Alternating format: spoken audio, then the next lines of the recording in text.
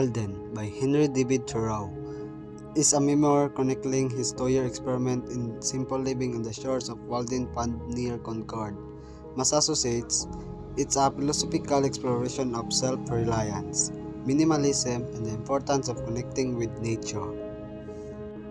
Living deliberately, Thoreau built a small cabin on land owned by his friend Ralph Waldo Emerson, aiming to live free from unnecessary material possessions. He meticulously records the cost of building his cabin, highlighting his commitment to frugality and independence. This simple life allows him ample time for contemplation, writing, and observing the natural world around him. Nature's embrace. Walden Pond becomes a central character in the story. Thoreau describes its beauty in various seasons, detailing his experiences swimming, fishing, and simply observing the changing landscape.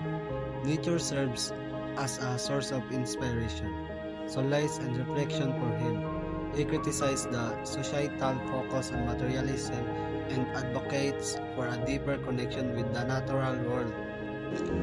Beyond the pond, the book isn't just Thoreau's solitary existence.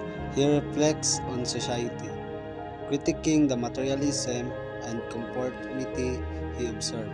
He criticized slavery and the Mexican-American War, highlighting his belief in civil disobedience and individual conscience.